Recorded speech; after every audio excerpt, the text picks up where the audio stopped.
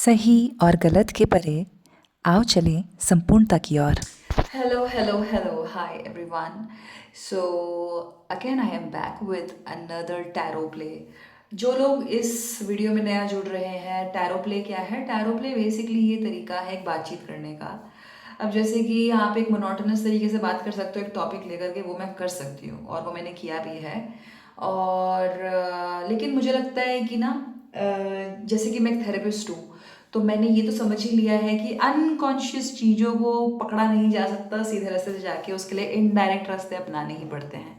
तो उसी चीज़ को मैं सोच रही थी कि अगर मैं सिर्फ अपने कॉन्शियस एस्पेक्ट के थ्रू बात करती हूँ तो there is only a limited form और अ लिमिटेड पर्सपेक्टिव जो मैं प्रेजेंट कर सकती हूँ। लाइक मुझे ज्ञान है चीज़ों का, ऐसा नहीं है कि मुझे अलग अलग चीज़ों पे ज्ञान नहीं है। मुझे इमोशंस पे, सेल्फ डिस्कवरी पे, स्पिरिचुअल अवेकनिंग पे, ये सब चीज़ों पे बहुत ज़्यादा इंफॉर्मेशन, नॉलेज और विजडम है जो मैंने अपने प्रोसेस में गेन किया है। लेकिन जैसे कि मैंने सीखा है जो थेरेपी, जैसे मैं बॉडी बेस्ड थेरेपिस्ट हूँ, तो मैं हमेशा अनकॉन्शियस एस्पेक्ट के साथ काम करती हूँ, इमेजेस, सिंबल्स और indirect form of accessing trauma and emotions, ये सब चीज़ों के साथ काम करती हूँ। तो इसी के थ्रू मैं सोच रही थी कि अगर मैं अपना पर्सपेक्टिव प्रेजेंट करने बैठूँ भी, तो मैं किस लेवल तक उसको इंगेजिंग और इंटरेस्टिंग बना सकती हूँ, ना ही सिर्फ ऑडियंस के लिए बल्कि मेरे खुद के लिए भी, कि मैं क्या बोलूँ, है ना। और उसके थ्रू टैरो एक ऐसी चीज़ है जो मुझे काफ़ी टाइम से इंट्रीग करी है, जो मुझे मेरा एक्सपीरियंस टैरो के साथ ऐसा रहा है कि मैंने टैरो में कई बहुत अलग अलग टाइप के सवाल पूछे हैं अपने सेल्फ एक्सप्लोरेशन की जर्नी के टाइम। एंड मुझे बहुत ही विचित्र विचित्र कार्ड कॉम्बिनेशंस मिले हैं और मुझे ऐसा लगता था कि ये इतना भी एक्सीडेंटल नहीं है इस टाइप के कॉम्बिनेशंस को लाना। तो मतलब मुझे इतना तो समझ में आया ही है थ्रू टैरो, या फिर इवन अपने खुद के जर्नी से, कि चीज़ें अनकॉन्शियस और कॉन्शियस दो अलग अलग दुनियाएं हैं। कॉन्शियस में आप मतलब सूट कोट पैंट पहन के बात कर सकते हो, लेकिन जैसे ही आप अनकॉन्शियस के साथ इंगेज करने की कोशिश करते हो तो आपको अपने नंगे पने का आपको अ, तैयारी रखना पड़ता है, बिकॉज अनकॉन्शियस से कब कहाँ क्या निकल के आएगा उसकी तैयारी नहीं होती है, वो आता है। लेकिन उसको अगर आप सच में अनकॉन्शियस से दोस्ती करना चाहते हो तो आपको एक प्लेटफॉर्म बनाना पड़ेगा, वैसा आपको एक स्पेस ऐसी बनानी पड़ेगी जहाँ पे वो आ सके। तो मेरे लिए भी यही था कि भाई यूट्यूब पे मैं बना सकती हूँ वीडियो एक के बाद एक अबाउट अलग अलग चीज़, लेकिन वो सोच करके ही मेरी बॉडी में एक रेजिस्टेंस आ रहा था कि तो मैंने वही सोचा कि मैं खुद को भी चैलेंज करती हूँ और मैं थोड़ा एनर्जी के साथ भी प्ले करके देखती हूँ कि क्या निकल के आता है जब मैं अपने आप को बहुत पर्सनली इन्वॉल्व करती हूँ वीडियो के अंदर, क्योंकि मैं अपनी एनर्जी की बात कर रही हूँ, मैं अपने पर्सनल एक्सपीरियंस की बात कर रही हूँ, मैं अपनी लाइफ की बात कर रही हूँ, और उसी के साथ साथ मैं मेरे जो व्यूअर्स यहाँ पर आए हैं उनके साथ भी कनेक्ट कर रही हूँ। तो ये एक टैरो प्ले इसलिए है क्योंकि प्ले का मतलब ही क्या होता है? प्ले का मतलब ही होता है कि हम खेल रहे हैं, और खेल किसी भी तरफ जा सकता है। तो जब मैं रीडिंग करना शुरू करती हूँ तो मैं कहीं ना कहीं सरेंडर करती हूँ कि अभी क्या कार्ड निकलेगा, उसके वजह से मेरे अंदर से क्या बात निकलेगी, मैं उसको ज़्यादातर लेवल पे अलाउ करूँगी, क्योंकि कुछ बातें कॉन्शियस आएंगी, कुछ बातें अनकॉन्शियस आएंगी। तो जैसे कि पिछली बार का भी वीडियो अगर आपने देखा हो, जो मैंने लास्ट वीडियो कवर किया था उसमें मैंने जब कार्ड्स निकालने शुरू किए, मटेरियल एस्पेक्ट की बात करी, तो मैंने लास्ट में रिसीविंग की बात करी। मैंने एक्चुअली ऐसी बातें करी जो मैंने सोची नहीं थी, कि आप रिसीव करिए और आप मानिए कि आप वल्नरेबल हैं, आप मानिए कि आपके पास कुछ है नहीं जो आपको चाहिए दूसरे व्यक्ति से। तो वो जो चीज़ें थी वो मेरे को कहीं ना कहीं अपने लाइफ के बारे में भी बहुत रिफ्लेक्ट हुई, क्योंकि लाइफ में पिछले 5 साल में मैंने बहुत ही ड्रास्टिक चेंजेस किए अपनी लाइफ में, और मैंने बहुत लंबे लंबे पीरियड बिताए हैं जहाँ पे मैंने कंप्लीटली ऐसे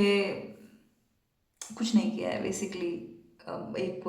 मटेरियल करियर ओरिएंटेड चीज़ पे कहा जाए तो, मतलब मैंने पढ़ाई बहुत करी है, मैंने रीडिंग बहुत करी है, लेकिन फिर धीरे धीरे मैंने कोर्सेज किए हैं और फिर अभी भी मेरी पढ़ाई चली रही है। तो उस हिसाब से मेरा करियर, जो मेरा मेरा फाइनेंशियल फुटिंग है, मेरी खुद की फाइनेंशियल फुटिंग बहुत अच्छी नहीं है इस समय पे, क्योंकि मैं अभी भी क्लाइंट बेस डेवलप कर रही हूँ। अभी भी मेरी थेरेपी की जो चर्चा क्या होती है, एडवर्टिजमेंट, वो मैं अभी खुद भी कर रही हूँ। प्लस मैं बॉडी बॉडी फर्स्ट थेरेपी करती हूँ, तो उसकी वजह से वैसे भी उस थेरेपी को लोगों तक पहुँचाना बहुत ही बड़ी चीज़ है, क्योंकि वो लोग जानते ही नहीं उसके बारे में। तो इस हिसाब से मेरा भी स्ट्रगल चल रहा है। और पिछली बार के अपनी रीडिंग से मुझे ऐसा लगा कि मुझे इस चीज़ के अपनी वल्नरेबिलिटी के बारे में ओपन अप होना चाहिए कि भाई पैसे की थोड़ी किल्लत तो है, ठीक है। लेकिन जैसे कि मैं पहले भी बात कर चुकी हूँ कि मटेरियल जो रियल होता है लाइफ का, मटेरियल जो जीवन है, जो फॉर्म और स्ट्रक्चर वाली दुनिया है, उसमें सिर्फ एक पैसा ही एक चीज़ नहीं होती है। तो मैं कुछ चीज़ों में अभी मुझे लगता है मेरे पास हैं जो मैंने चुनी है। जैसे कि मैं एक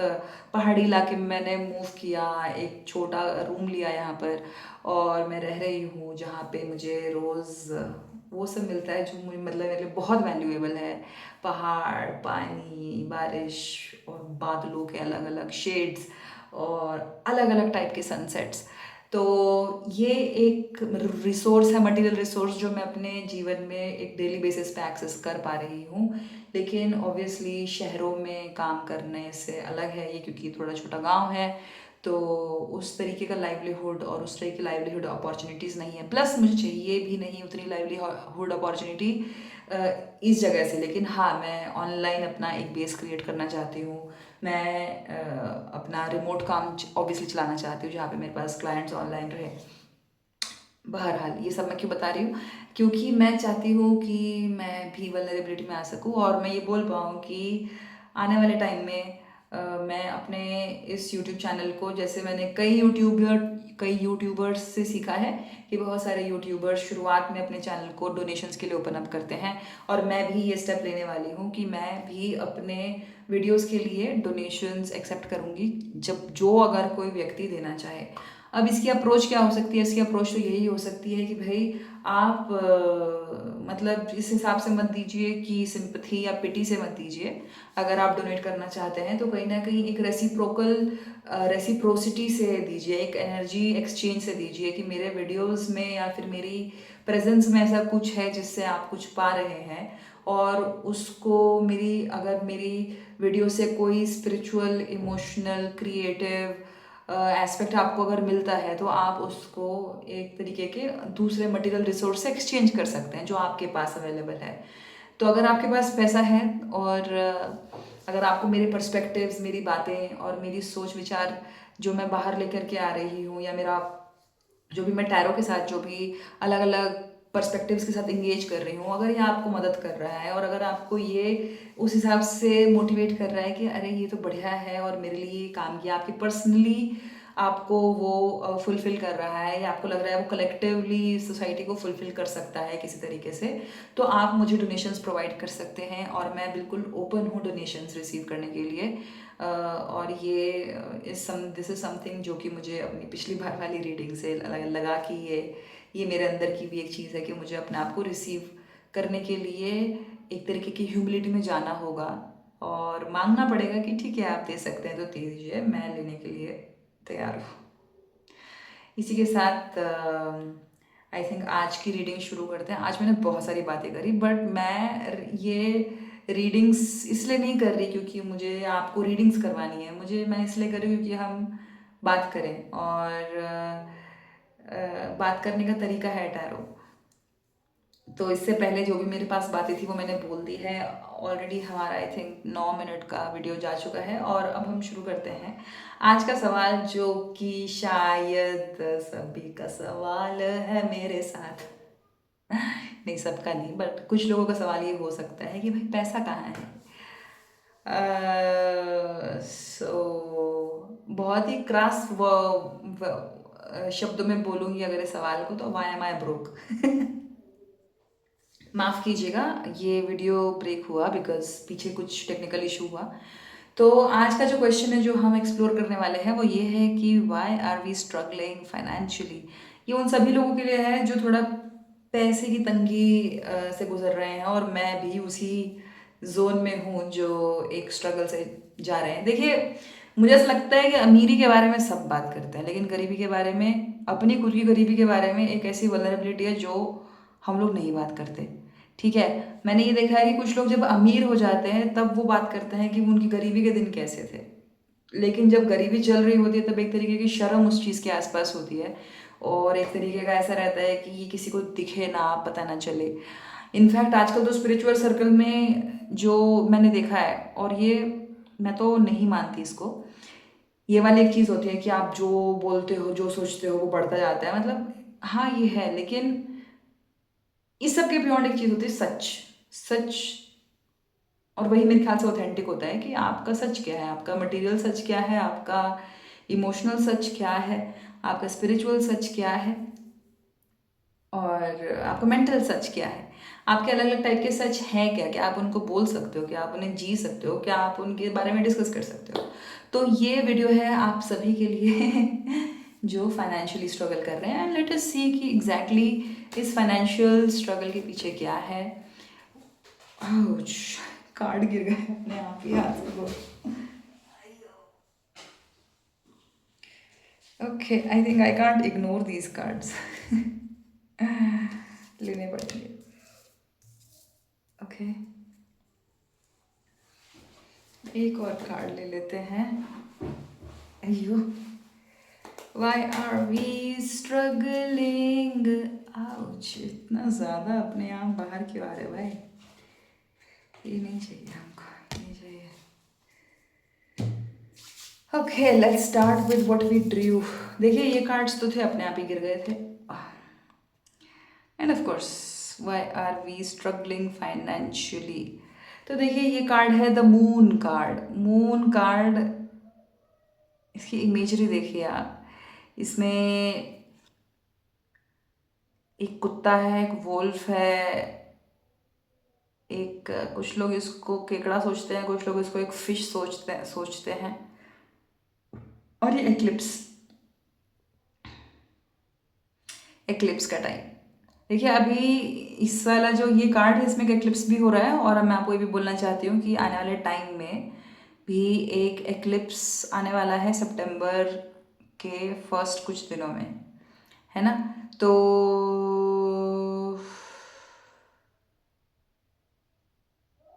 Y are we struggling financially. तो देखिए ये एक मैं इस कार्ड को बेसिकली पास्ट ट्रॉमास के इमर्ज होने का कार्ड मानती हूँ, कि जो ये जैसे पानी आप देख रहे हो, इसमें से जो कुछ निकल के आ रहा है, तो मैं इसको ऐसे मानती हूँ कि हमारी जो अनकॉन्शियस है उसमें से कुछ पुराने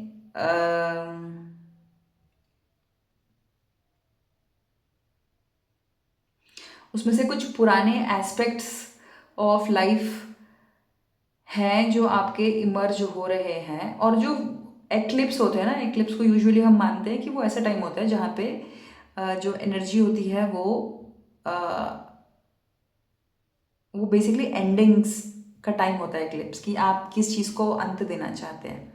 तो जब किसी चीज़ को अंत देना होता है तो उसके पहले उसकी चीज़ की पीक जाती है मेरे ख्याल से, ठीक है। जैसे कि अगर दर्द आपको ख़त्म करना है तो एक एक लेवल पे आपको दर्द का हाईएस्ट पॉइंट एक्सपीरियंस करना पड़ेगा before it goes away completely. तो मुझे लगता है कि अभी का जो ये फाइनेंशियल स्ट्रगल है, ये एक ऐसा सिचुएशन आपके लिए क्रिएट हो सकता है कर रहा हो जहाँ पे आप एक्चुअली फाइनेंसिस की किल्लत को जी रहे हो। और वो फाइनेंसिस की किल्लत को आप जब जीते हो तो आपके लिए एक पर्टिकुलर टाइप का एक स्टेट क्रिएट होता है जहाँ पे आप सडनली अपनी कमज़ोरियों से मिलते हो, अपनी वल्नरेबिलिटी से मिलते हो, जहाँ पे आपको समझ में आता है कि आप अपने बारे में क्या सोचते हो, आपके बिलीव्स क्या हैं इसके बारे में, और पैसे के बारे में। और आप जब आपके पास जब पैसा नहीं होता तो आप अपने आप को कैसा समझते हो, आप अपने आप को कैसा मानते हो कि आपकी कोई वर्थ है कि नहीं है, कि आप अपने आप को सर उठाने लायक मानते हो नहीं मानते हो, आप अपने आप को शर्म से झुका के छुपा देना चाहते हो, है ना। तो बहुत सारे बिलीव्स निकलने का टाइम आता है इस टाइम पे। जैसे अब मैं बोलूँ तो मेरे लिए जब ये फाइनेंशियल स्ट्रगल चल रहा है तो मेरे लिए एक चीज़ जो सबसे कॉमन जो बिलीफ जिसके साथ मैं काम कर रही हूँ कि क्या मैं अपना पैसा बना पाऊँगी ऑन माई ओन टर्म्स। जैसे कि मैं अभी जो रास्ता मैंने चुना है, क्या मैं उसमें अपने आप के हिसाब से एक इंडिपेंडेंट तरीके से पैसा बना पाऊँगी। अगर मैं किसी स्टेबल नौकरी में नहीं हूँ, क्या अगर एक 9 से 5 की नौकरी नहीं कर रही, तो क्या मैं इस तरीके से एक क्रिएटिव लाइफ के थ्रू, एक स्पिरिचुअल लाइफ के थ्रू अपने आप के लिए एक ऐसी लाइफ जिसके अंदर रेस्ट हो, जिसमें प्रोडक्टिविटी के ऊपर सिर्फ सब कुछ ना चले, और जहाँ पे मैं क्रिएटिवली मेरी एनर्जी मुझे हाँ काम करने के लिए वो उकसाए, लेकिन मैं किसी प्रैक्टिकल एस्पेक्ट ऑफ लाइफ को ही मात्र जीने के लिए कोई काम ना कर रही हूँ। तो ये एक ऐसा कार्ड है जो आपको मिलवाता है आपके आपके ट्रॉमा से, और हो सकता है कि आपको ये जो फाइनेंशियल स्ट्रगल वाला टाइम है, ये आपको आपके पैसों से रिलेटेड जो बिलीव्स हैं और पैसों के स्टेट में आप जो बन जाते हो, उससे आपको उस वर्जन ऑफ योर सेल्फ से आपको मिला रहा है। हो सकता है आपने लाइफ में पहले भी फाइनेंशियल स्ट्रगल्स देखे हों, तो हो सकता है कि आप आज ये भी इस स्टेट में आपको मौका मिले उन पुराने मेमोरीज को, बिलीव्स को रिविजिट करने का, ताकि आप उनको किसी ना किसी लेवल पे देख पाओ, अवेयरनेस में ला पाओ, और साथ ही साथ अगर आप आज तैयार हैं तो आप उनका जो इमोशनल बर्डन है उन सारे के सारे बिलीव्स का, उनको आप जी करके आप एक नए बिलीफ सिस्टम की तरफ मूव कर पाओ। ये कैसा लगेगा, जैसे कि फॉर एग्जांपल अगर आप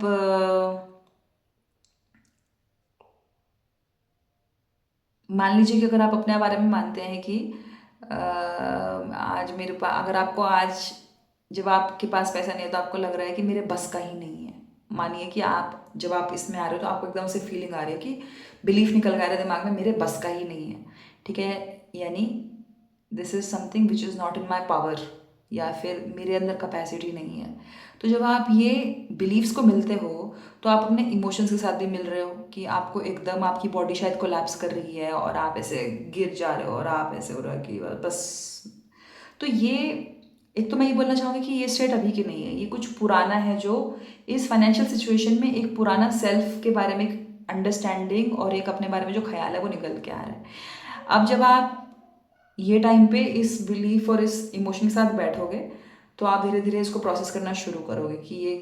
क्यों महसूस हो रहा है ऐसा, या फिर ये कुछ याद दिलाता है क्या। ठीक है, अब आप इसको या तो अपने आप प्रोसेस कर सकते हो, या आप किसी थेरेपिस्ट या आप किसी प्रैक्टिशनर की मदद ले सकते हैं जो इन सब चीज़ों के साथ काम करना जानता है। ठीक है, तो अब जब आप इसको रिविजिट करोगे तो हो सकता है अब आप इसको थोड़ा अपने एक नई ओरिएंटेशन में देखो कि अच्छा नहीं, मेरी लाइफ में तो ये सब कुछ है, ये सब डिसीजंस मैंने इसलिए लिए हैं, पैसा मेरे पास नहीं है, पर इसका सिर्फ ये कॉन्ोटेशन नहीं है कि मेरे बस का नहीं है, इट इज़ शायद इसलिए क्योंकि मैं अब चॉइसेस अलग तरीके से मेक कर रहा हूँ या कर रही हूँ, और मैं एक अलग टाइप की लाइफ बिल्ड कर रही हूँ। तो ये मेरी कैपेसिटी नहीं है, ये मेरे कॉन्शियस चॉइसेस हैं जो मेरे को, क्योंकि अब मैं इमोशनली कुछ अचीव करना चाहती हूँ, या मैं कुछ स्पिरिचुअली अचीव करना चाहती हूँ, या मैं नेचर के साथ रहना चाहती हूँ, या फिर मैं अपनी एक अलग टाइप की मटेरियल लाइफ बिल्ड कर रही हूँ, और ये उसका फाउंडेशन पीरियड है जहाँ पे मुझे मेहनत करने की ज़रूरत है। ठीक है, इसके अलावा आपको हो सकता है कि आपके साथ ऐसे बिलीव्स हों कि आप पहले ऐसे व्यक्ति रहे हैं जो ईजिली गिव अप कर देते हैं। तो ये हो सकता है कि ये टाइम आपको तैयार कर रहा है कि आप परसिवरेंस जिसको बोलते हैं, कंसिस्टेंसी, या फिर हार्डवर्क को कंसिस्टेंसी लगाते रहना ऐसे काम में जो आपको आपको फुलफिल करता है, ऐसे काम को धीरे धीरे आप और ज़्यादा दिल से करने की कोशिश कर रहे हैं। मुझे अभी डकारे आ रही है, और ये यूजुअली आई थिंक ये बर्प मुझे तभी फील होते हैं जब मैं थोड़ा एनर्जेटिकली थोड़ा डिफरेंट फील कर रही होती हूँ। सोमैटिक्स में भी अगर आप देखेंगे जो लोग इमोशंस के साथ काम करते हैं वो लोग ये बात बोलते हैं कि जब आप डकारे ले रहे होते हैं तो कहीं ना कहीं आपके बॉडी एक रिलैक्स स्टेट में जा रही होती है, यानी कुछ ना कुछ रिलीज़ हो रहा होता है, जिसकी वजह से आप एक ज़्यादा रेस्ट एंड डाइजेस्ट के फॉर्मेट में पहुंच रहे होते हैं। एनीवेज, दूसरा कार्ड, ओके, हालांकि वो उठाया था मैंने, बट ठीक है कंफ्यूज हो गई मैं। चलिए ये ले लेते हैं, क्वीन ऑफ स्वॉर्ड्स। ठीक है, तो ये देखिए आपके पास मैं बिलीव्स की बात कर रही थी ना, क्वीन ऑफ स्वॉर्ड जो है, आप देखिए ये कार्ड होता ही है अबाउट योर थिंकिंग। स्वॉर्ड्स का मैंने आपको पहले बताया कि पूरा डेक ही अबाउट थिंकिंग है, और क्वीन ऑफ स्वॉर्ड्स जो है कि ऐसा कैरेक्टर है, आप देखेंगे इसमें यहाँ पे तितलियाँ हैं, और तितली जो होती है वो एक तरीके का मेटामॉर्फोसिस यानी ट्रांसफॉर्मेशन का सिंबल भी होती हैं। और जैसे मैं आपको बता रही थी कि हम बिलीव्स की बात कर रहे हैं कि आप अपने बिलीव्स पे काम कर रहे हैं, और मैं तो पर्सनली ये देख ही रही हूँ अपने बारे में भी, क्योंकि मैं अभी जब ये पैसे वाले मसले से निकल रही हूँ तो मैं उसमें कई बार बैठती हूँ अपने आप के साथ कि ठीक है, मुझे अपने बारे में क्या लग रहा है इस टाइम पे, मेरी वर्थ क्या है, मेरी वैल्यू क्या है, उसको मैंने कैसे देखा है पैसे के उसमें, या फिर मेरी वल्नरेबिलिटी के साथ रिलेशनशिप क्या है। तो क्वीन ऑफ स्वॉर्ड्स एक तरीके से एक्चुअली है कि ये आपको नई डायरेक्शन देने की कोशिश कर रही है आपके थिंकिंग प्रोसेस को या आपके बिलीफ सिस्टम को, क्योंकि ये बिलीफ सिस्टम आपको मीट ही तब होता है जब आप पर्टिकुलर सर्कमस्टांसेस को गुजरते हो, और ये इस टाइम पे मेरे ख्याल से आप इन पर्टिकुलर सर्कमस्टांसेस से जब गुजर रहे हो तो ये मौका दे रहा है आपको कि आप एक्चुअली अपने बिलीव्स को शिफ्ट कर पाओ around money, around your capacity to hold money, around your the blockages that you might have in context of receiving money, है ना। और एक ये चीज़ भी मान के चलें कि पैसा ना होना अपने आप में एक स्टेप फॉरवर्ड है, ठीक है। पैसा ना होना अपने आप में एक लेवलिंग अप है, क्योंकि आप देखेंगे कि ये जो क्वीन ऑफ स्वॉर्ड है, ये इसके पास पैसा नहीं है लेकिन इसके पास शार्प एज ऑफ थिंकिंग है, ठीक है। तो शी इज यूटिलाइजिंग दिस पैसालेसनेस to to create a different mind frame, जिसमें कि वो अब सिर्फ पैसे की बात नहीं कर रही है, वो अब एक पूरे नए थियोरी को लेके आ रही है, एक नए पैराडाइम को लेके आ रही है, जिसमें पैसे सिर्फ पैसा नहीं है, उसका रिलेशन क्रिएटिविटी के साथ भी है, उसका रिलेशन इमोशंस के साथ भी है, उसका रिलेशन स्पिरिचुअलिटी के साथ भी है, और उसका रिलेशन हर एक चीज़ के साथ है। तो मेरे ख्याल से this is a card which is sort of motivating, जो आपको मोटिवेट कर रहा है कि जो फाइनेंशियल सिचुएशन है इसको आप एक मौके की तरह यूज़ करो अपने बिलीफ सिस्टम को नया बनाने के लिए, इनफैक्ट एक नया पैराडाइम बनाने के लिए जिसमें पैसे की एक वैल्यू हो और साथ ही साथ आपकी बाकी और जो आपकी होलिस्टिक लाइफ है उसकी भी वैल्यू हो। तीसरा कार्ड,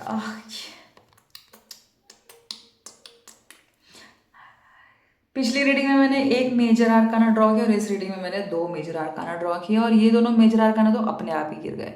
ठीक है। तो ये देखिए, आप इसको ध्यान से देखिए,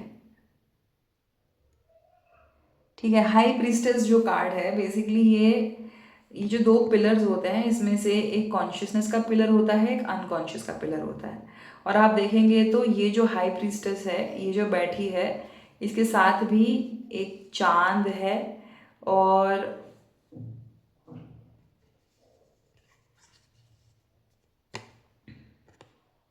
इसके पीछे जो है बंडन्स बहुत है, कि यहाँ पर देखेंगे आप पोमेग्रेनेट जो होते हैं यूजुअली बहुत ही हाई फर्टिलिटी का एक सिंबल होता है और हाई अबंडेंस का सिंबल होता है। तो इसमें बेसिकली जो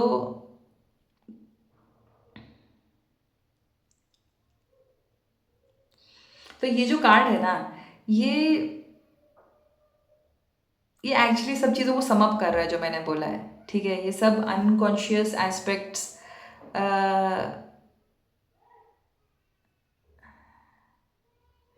तो ये आपको बोल रहा है कि आप अपने अनकॉन्शियस को अनरावल करो, और वहाँ से आपको अबंडेंस का रास्ता यानी फाइनेंशियल अबंडेंस का रास्ता मिल सकता है। लेकिन ये आपको ये भी बोल रहा है कि आप इस औरत को देखेंगे तो आप बहुत ही कंफर्टेबली बैठी है, एक तरीके का नोइंग है इसको कि अबंडेंस जो हम सीख कर रहे हैं वो मिलेगी ही हमें, ठीक है। तो मेरे ख्याल से अगर हम तीनों कार्ड्स को साथ में देखें एक बार, ये है 18, 2 और क्वीन ऑफ स्वॉर्ड्स। तो अगर ये सारे कार्ड्स आप साथ में देखोगे तो इनका बेसिकली जो लेसन है वो ये है कि ये जो फाइनेंशियल इश्यूज चल रहे हैं ये पर्टिकुलर टाइप के इमोशनल स्टेट्स को क्रिएट करेगा, जिसके अंदर आपके अंदर के पुराने इमोशंस बाहर निकल के आएंगे। और ये इसलिए भी आ रहे हैं क्योंकि ये जो एक्लिप्स का सीज़न है, जो एक्लिप्स का टाइम आ रहा है, वो आपकी अनकॉन्शियस को मौका देगा इन पुरानी चीज़ों को अनरावल करने का। तो आप इस मौके को लो। और साथ ही साथ ये जो हाई प्रीस्टेस यहाँ पे बैठी है, तो वो आपको यही बता रही है कि आप उसको आने दो, क्योंकि अबंडेंस इसके बियॉन्ड ही है। अबंडेंस आपके पास, ये देखिए मून का जो पूरा का पूरा एक सिंबलिज्म है, बहुत इन्हेंस हुआ है पूरी रीडिंग में। तो मे बी ये हो सकता है कि इस एक्लिप्स सीजन प्लस हम लोग वर्गो सीजन में जा रहे हैं, और वर्गो इज अ कार्ड नहीं, Virgo is the season of actually tapping into your financial capacities and prosperities. तो वो वर्गो जो होता है एक अर्थ साइन है, यानी वो भी मटेरियल अपने एस्पेक्ट्स है उनको निकालने का, उनको अनरावल करने का टाइम है। तो वर्गो सीजन, और ये जो वर्गो सीजन में होने वाले 2 एक्लिप्सेस हमारे पास आ रहे हैं, तो ये आपको मौका देगा कि आप इन बिलीफ्स से भागे नहीं, इन सिचुएशन से भागे नहीं, इनफैक्ट इनको अपने ऊपर ग्रो करने दीजिए और देखिए कि ये आपको क्या महसूस करवाते हैं, इनसे आपके क्या बिलीव्स निकल के आते हैं। और एकदम बिल्कुल सही क्वीन ऑफ स्वॉर्ड्स की तरह, जैसे मैं तो अपने आप को ही देख पा रही हूँ इसमें, जो क्योंकि मैं एक्चुअली एक ऐसे रूम में रहती हूँ जिसके आसपास बादल उड़ते रहते हैं। और ये क्वीन ऑफ स्वॉर्ड ऐसा नहीं है कि इसके पास कोई भी टाइप की मटेरियल अबंडेंस नहीं है, इसके पास बहुत सारे टाइप की मटेरियल अबंडेंस, उसके पास बादल है, उसके पास नेचर है, उसके पास अपना एक सिक्योर ताज है, यानी एक सिक्योर जगह है रहने के लिए, और वहाँ से वो बैठ करके इस सिचुएशन को इस्तेमाल कर रही है अपने बिलीव्स को शार्पन करने के लिए, रीफॉर्म करने के लिए, रिक्रिएट करने के लिए, क्योंकि उसको पता है कि ये पर्टिकुलर सिचुएशंस के अंदर ही पर्टिकुलर इमोशनल स्टेट्स क्रिएट हो सकते हैं, पर्टिकुलर इमोशनल स्टेट्स के साथ ही आप पर्टिकुलर टाइप के बिलीफ सिस्टम्स को एक्चुअली विद फीलिंग आप पकड़ सकते हो और उनको मॉडिफाई करके ट्रांसफॉर्म कर सकते हो to move forward. So I think this was the reading for today. अगर आपको ये सब बातें अच्छी लगी तो प्लीज़ मेरे वीडियो को लाइक करें, कमेंट करें, सब्सक्राइब करें, और साथ ही साथ अगर आप डोनेशंस देने में इंटरेस्टेड हैं तो आप मुझे बता सकते हैं और हम लोग बात कर सकते हैं कि हाउ टू मूव फॉरवर्ड। अभी मैं इसको टेक्निकली कैसे फ्रेम करना है that I am gonna figure out, but if you are ready for it let me no.